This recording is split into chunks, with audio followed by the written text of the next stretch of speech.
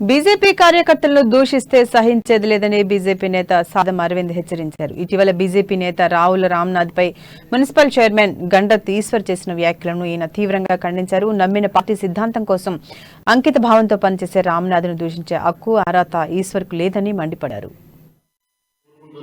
మరి నిన్న పెట్టిన ప్రెస్ మీట్ లో భారతీయ జనతా పార్టీకి సంబంధించిన సీనియర్ నేత రావుల రామ్నాథ్ గారిని పట్టుకొని అవాకులు చవాకులు మాట్లాడడం అనేది భారతీయ జనతా పార్టీ తరఫున మేము ఖండిస్తున్నాం. మీరు స్థాయి గురించి మాట్లాడారు.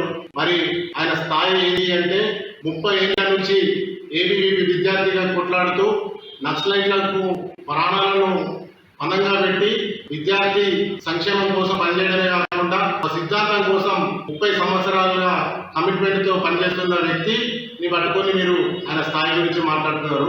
నిన్న మున్సిపల్ చైర్మన్ ఈశ్వర్ గారు ప్రెస్ మీట్ పెట్టి భారతీయ జనతా పార్టీని